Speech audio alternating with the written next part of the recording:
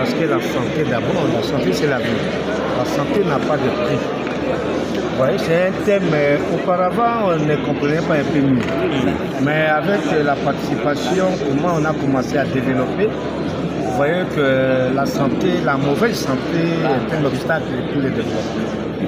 Donc le chef de l'État a bien choisi le thème et nous sommes contents d'accompagner cette vision du chef de l'État pour le développement de nos provinces respectives. De cette deuxième édition, chaque session, il y a un thème. Les résolutions sont prises, les dispositions. Est-ce que chaque province le met en pratique? Il y a des recommandations à la fin de chaque session. Et cette fois-ci, la dernière session, la 11e qui a été organisée à Kalemi, on a constaté qu'il y a eu une faible réalisation. Toutefois, cette fois-ci, nous avons changé la méthode. Nous avons changé la méthode en prenant la résolution, l'engagement d'aller mobiliser nos provinces pour l'accompagnement de cette vision. Donc nous allons accompagner nos provinces, nous allons accompagner la vision dans nos provinces et nous croyons que cette fois-ci, ou jamais, les résultats vont être positifs. Est-ce qu'on peut parler des thèmes de santé sans avoir les infrastructures? Est-ce que vous avez suffisamment des infrastructures dans votre province pour en parler? Mais c'est ça, la santé, ça englobe tout ça, les infrastructures.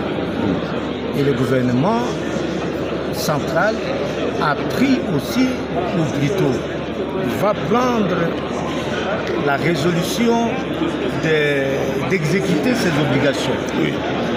Ça veut dire la rétrocession, ça veut dire la péréquation. Toutes ces exigences qui pèsent sur le gouvernement central doivent être exécutées pour permettre aux provinces de réaliser la vision du chef de l'État. Parce que le chef de l'État ne peut pas être partout. Nous sommes ses représentants dans les provinces. Nous sommes les présidents en miniature. Pour accomplir, nous sommes les petits tchétchékédis pour réaliser la vision du chef de l'État dans nos provinces. Donc je crois qu'il y a l'histoire des droits et des obligations. Le gouvernement central va exécuter ces obligations et il aura le droit de nous demander les réalisations à la prochaine session qui va être organisée dans une province qui va être choisie. Un message à votre population qui vous suit en ce moment à travers cette deuxième conférence de gouvernement. De Bangui, je voudrais dire à tous nos enfants, à mes administrés, que demain le Sud Bangui va être meilleur. Va être meilleur parce que nous avons vu un exemple d'une femme. Cela m'a énervé. Voir qu'une femme ne peut réaliser des choses comme un homme comme ça. Alors c'est une bonne colère. Ce n'est pas pour être jaloux, non. C'est pour imiter cette dame qui est comme Déborah dans la Bible. Et nous allons aussi réaliser des progrès dans le Sud du Bangui. Comme je viens de le dire, l'avenir du Sud du Bangui va être meilleur. Demain, on parlera aussi du Sud du Bangui, comme on a parlé de l'eau là-bas durant toute cette session de gouvernement. Merci beaucoup, excellent.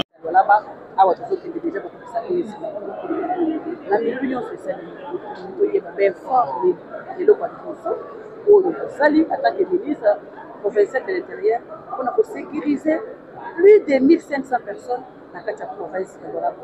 Ma méthode de salut, parce que jusque-là, on a un ministère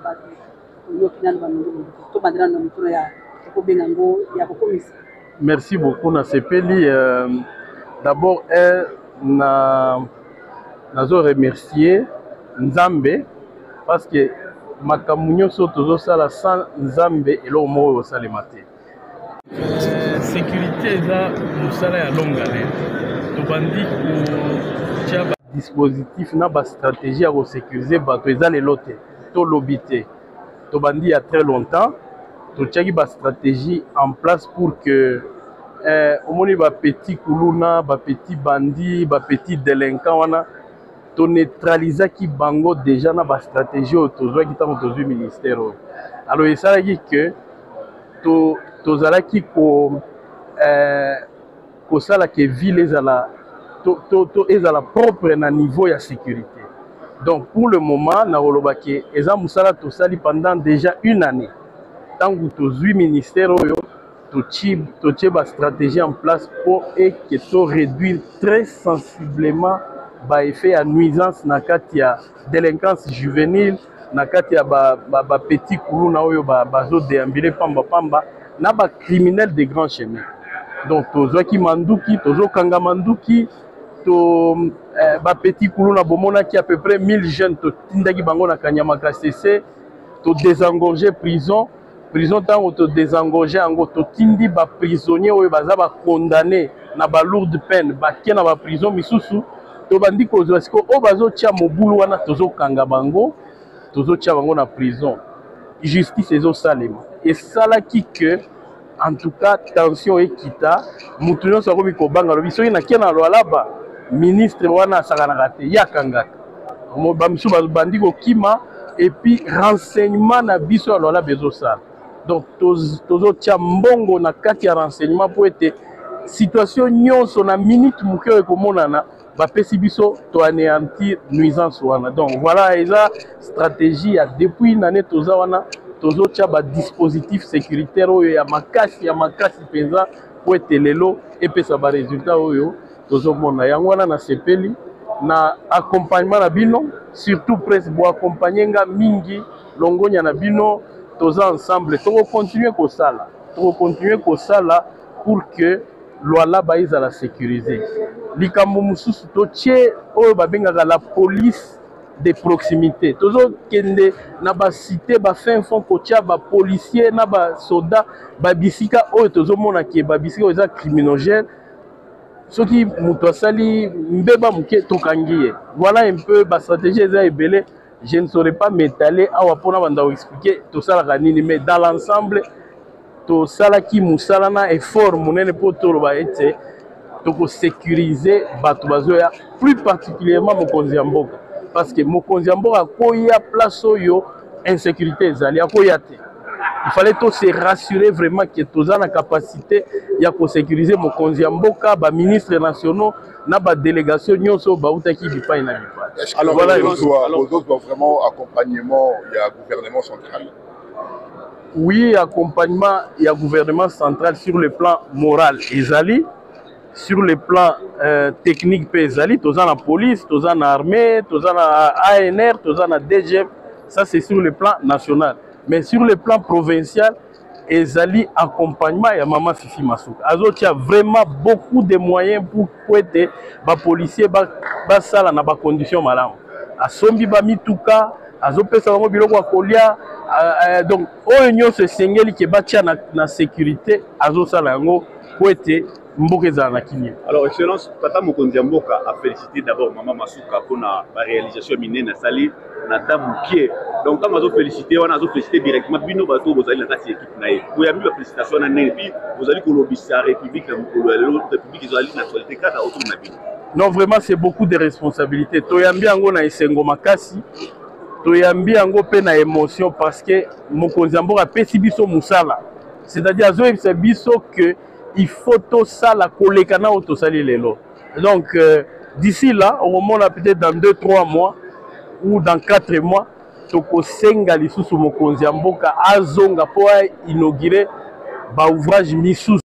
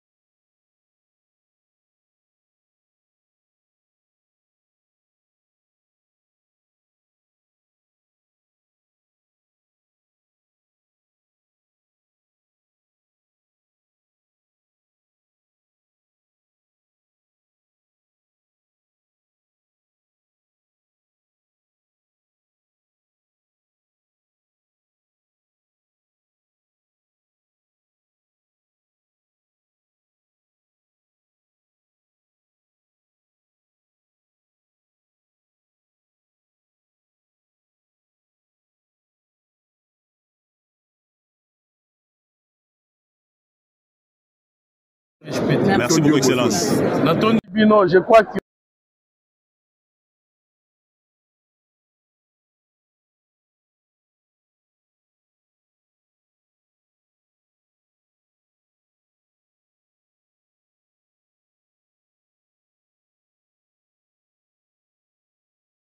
faire de la réglementation.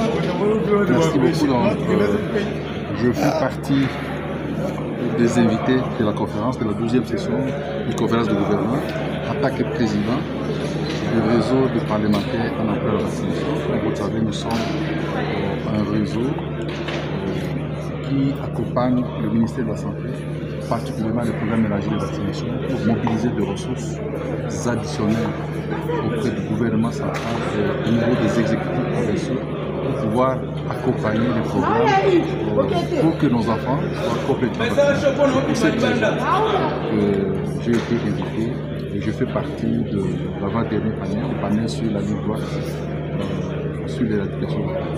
Vous êtes le législateur. Est-ce que les résolutions, les recommandations de cette session ne vont pas souffrir comme d'autres précédentes? Je crois qu'ils ne vont pas souffrir. Vous avez vu l'engagement que le président a pris devant le conférencier, que c'est son directeur de cabinet qui va faire le sujet. Je crois que nous sommes là aussi, nous allons continuer à travailler pour pouvoir rendre solide ce que nous sommes en train de faire. Vous savez que depuis novembre passé, a institué cette nuit 2 fois par an. C'est quelque chose qui a mis les provinces au centre de cette préoccupation. Pas seulement la santé, parce que le thème de cette session, c'est sur la santé, mais je crois qu'il y a d'autres préoccupations pendant les prochaines sessions. Merci beaucoup, honorable. Le 20e anniversaire du DRC Manibrik. Nous avons vu cette conférence aller de force en force au fil des années et devenir une institution pratiquement incontournable aujourd'hui dans le dialogue du secteur minier congolais. Mais pas seulement du secteur minier, parce que les mines aujourd'hui portent la diversification économique de notre pays. C'est à ce titre qu'en tant que ministre de l'Industrie, des petites et moyennes entreprises, je ne pouvais que venir me joindre à ce forum où les intelligences se mettent ensemble pour réfléchir comment avoir une administration minière plus potente, pour qu'elle donne davantage de résultats, davantage de retombées que nous allons réinvestir dans la diversification de l'économie, dans la valeur ajoutée à notre économie, dans le boost de tous nos entrepreneurs en fait, que ce soit dans la sous-traitance ou dans les autres domaines. Voilà donc ce qui explique ma présence ici. Vous avez fait un discours triomphal au sein de cette conférence. Quelle est la quintessence de ces discours en résumé, je peux dire ainsi? J'ai voulu d'une part expliquer à l'audience que c'est vrai, après une année, certaines avancées ont été faites, mais il y a encore un long chemin. Mais dans ce long chemin-là, j'ai voulu réassurer les entrepreneurs que les étoiles sont alignées pour eux. Il y a un écosystème formidable de capacitation, de formation, d'encadrement, de garantie pour qu'ils aient des financements à des taux d'intérêt réduits et l'accès au marché également. Mais c'est à eux de jouer également leur partition. Parce que dans la vie, on n'a pas de droits, on a également des obligations. Et leur obligation, c'est s'éduquer financièrement. C'est avoir de la résilience, avoir de la persévérance, être prêt à payer le prix, même si ça s'appelle l'humiliation. Être préparé à payer ce prix-là, parce que ce n'est qu'à ce prix-là qu'ils vont arriver au succès. Ce n'est pas toujours une question d'accès aux capitaux ou à autre chose. C'est d'abord une vision claire, une détermination d'y arriver. Et je veux que nos entrepreneurs s'équipent de cet esprit entrepreneurial-là pour aller de là. Alors, qu'attendez-vous de la prochaine édition? J'attends d'abord qu'il y ait des retombées positives et des avancées par rapport à ce qui a été discuté. Nous avons eu la table ronde des chefs d'entreprise tout à l'heure, où ils ont carrément fait part de leur ras-le-bol en termes de climat des affaires qui ne leur est pas favorable, en termes d'une fiscalité, une parafiscalité qu'ils trouvent punitive.